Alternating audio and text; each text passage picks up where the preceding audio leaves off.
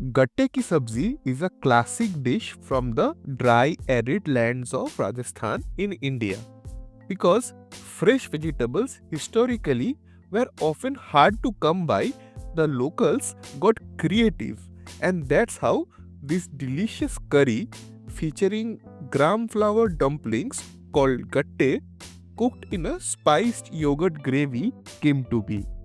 Let's start the cooking by making the spice mix. Grab some coriander seeds, cumin seeds, and fennel seeds. Give them a rough crush in a blender. You don't want it to be a fine powder, just a coarse mix that will release loads of flavors. Split the spice mix into two parts. Half will go into the dumplings, the other half will be used later in the gravy. Now, to make the dough for the gatte, in a mixing bowl, take 1 cup of gram flour or besan, half of the crushed masala we had made, red chili powder as spicy as you like, a pinch of turmeric, salt to taste, a tiny pinch of hing, some crushed carom seeds. This help with the digestion. A spoonful of ghee. This acts as a shortening or moin to make the dumplings softer. A bit of curd to help bind the dough and keep the gatte tender. Mix everything well. Then add a little water, just a spoonful at a time, to bring it all together into a soft dough. The dough might be sticky at first, but don't worry. Add a little bit of oil to your palms and roll it in gently until it becomes smooth and slightly shiny.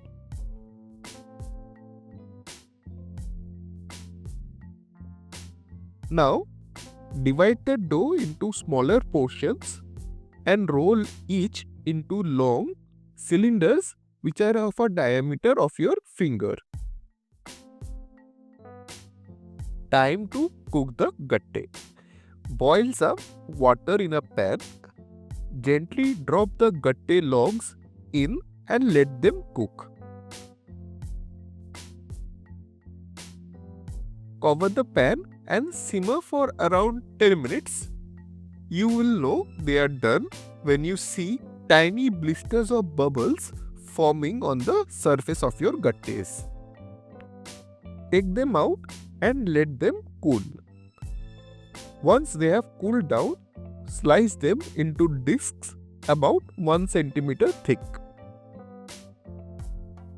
You can stop here and add them straight into the curry if you are looking for a low oil version of this recipe. But for extra texture and flavor, deep fry the discs until they are golden brown. Frying them also helps them last longer, which you can store in a airtight container in the fridge and they will stay good for up to a week. And remember, don't throw away the water you boiled your gatte in. It's full of flavor and starch, perfect for thickening your gravy. Now, to make the gravy, in a heavy potted pan or a kadhai, heat some ghee.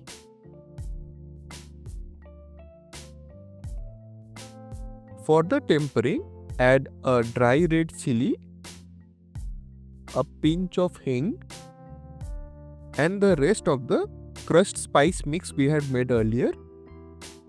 Let it sizzle for a few seconds until they are fragrant.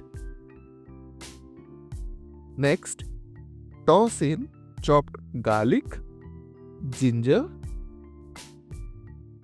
and green chilies. Saute on high heat until the raw smell disappears. Add chopped onions and cook them until they turn translucent. While your onion is cooking, in a separate bowl, mix together curd, a bit of turmeric, Kashmiri red chili powder for that lovely color, and garam masala. Whisk until smooth. This prevents the curd from splitting when it hits the heat. Turn the flame to low and gently stir in the curd mixture. Keep stirring continuously at this stage to avoid any chance of curdling. Once you see the ghee separate from the mixture, cover it and let it simmer for 10 minutes. The gravy will start to look rich and inviting like this.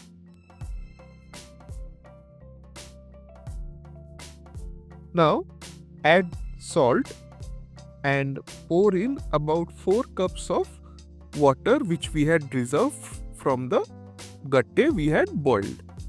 The gatte will soak up quite a bit of liquid, so we want the gravy to be on the thinner side at first. Bring everything to a boil, then add in the gattes.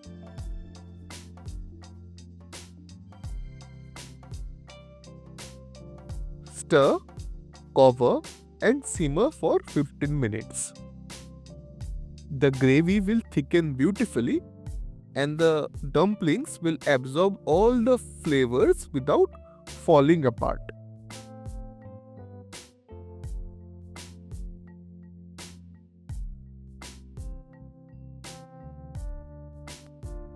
Slice one open to check if it's soft inside like this. Finish with a generous sprinkle of fresh coriander leaves and take it off the heat.